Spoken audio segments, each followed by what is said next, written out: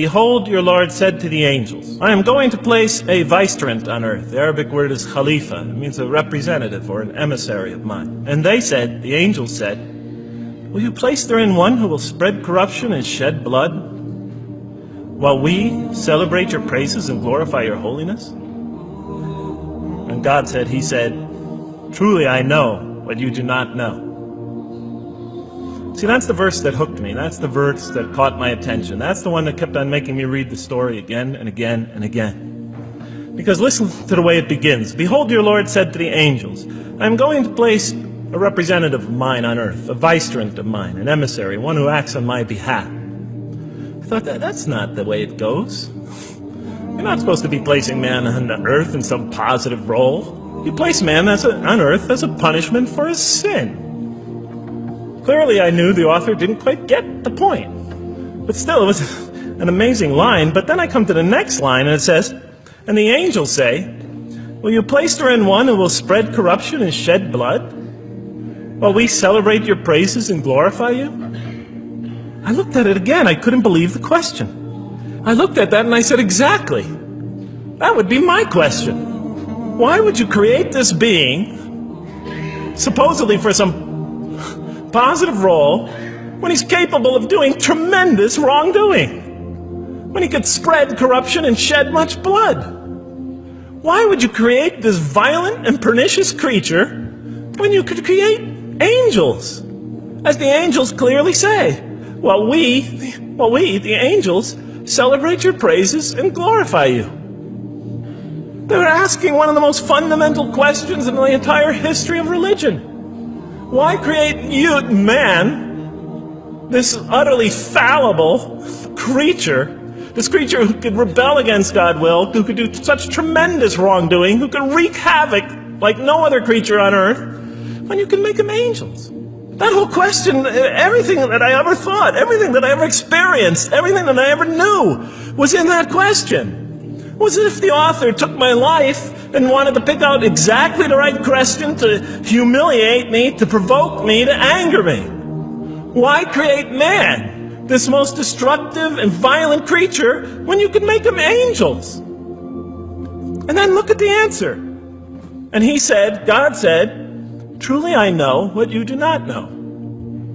You know, in modern parlance, we would say, "I know exactly what I'm doing." I read that and said, what? You know what you do not know? You know exactly what you're doing? Well, please inform me. Tell me what you're doing. You can't just get off that easy. You can't just tell me you know exactly what you're doing. Not after what I've been through. Not after you made me this way. And then I realized, of course, I was arguing with a God I didn't even believe in. And that would happen several times as I read through the Quran. And sometimes I would just get into so agitated by what I read, I'd start arguing with this voice that I'm reading before me, that's calling to me. So we turn to the next verse. It turns out that the Quran just doesn't dismiss the question. It starts to answer it a little bit. And in the next verse it says, "And he taught Adam," God taught Adam, "the names of all things. And then he placed them before the angels and said, tell me their names if you are right."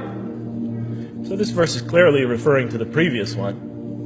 But notice what it says. "And he taught Adam the names of all things." So here we see Adam is not only just a creature who knows how to name things, who's acquiring the gift of language, but he's also a learning creature. God is teaching him. Now right here, right in this verse, and it'll come even clearer in the subsequent verses, that the very first thing that the Quran is going to emphasize here is man's intellect. He is a learning creature. He is taught. And what is he taught? What is one of the great intellectual gifts he's given in response to the angel's question? The gift of language. Because through language, mankind can not only learn, but he could learn things not only through his own experience, but he could learn things that other people have experienced of times and places that are hundreds, thousands of years and miles separated from him. And so that all our knowledge becomes cumulative. Every generation learning from the generation before it. I'm learning today from authors I read from other sides of the world that may have existed 2,000 years ago. And so we all contribute to our collective learning and knowledge. And so what I'll see later in the Quran, And the Quran will emphasize this again and again and again. Like in one verse it says, read in the name of your Lord who created a man out of a tiny creature that clings. Read, it commands the reader. For your Lord is most bountiful. Why is he most bountiful? What great gift did he give you? For he taught man the use of the pen, and through it taught him what he otherwise could not know. And he taught Adam the names of all things. And then he placed them before the angels and said, tell me their names if you are right. Okay, you have this objection you have this natural question about this creation of mankind. Here, this mankind is this human being, this human creature is a learning creature. He has many intellectual gifts. Here, I'm going to place these things before you. Tell me their names if you are right about man. And what did the angel say? Glory to you. We have no knowledge except what you have taught us. In truth, it is you who are knowing, the wise. They say this task, this intellectual test that's put before them is beyond their grasp. And so in the next verse we read, and he said, oh Adam, tell them their names. And when he had told them their names, notice how it's just like it's nothing for him. For mankind, he has this phenomenal ability. And that's clearly the point of these verses. Even though I felt that the author didn't quite, it was as if I realized that he didn't misunderstand the story. He was taking one of the great stories in the history of humankind, one of the fundamental greatest stories in the history of mankind, and molding it and using it as a vehicle for an entirely original message. And God said, did I not tell you that I know what is unseen in the heavens and the earth? And I know what you reveal and what you conceal? In other words, didn't I tell you I know exactly what I'm doing? I looked at that. What question what did they reveal and what did they conceal? Why are you all looking at me like that?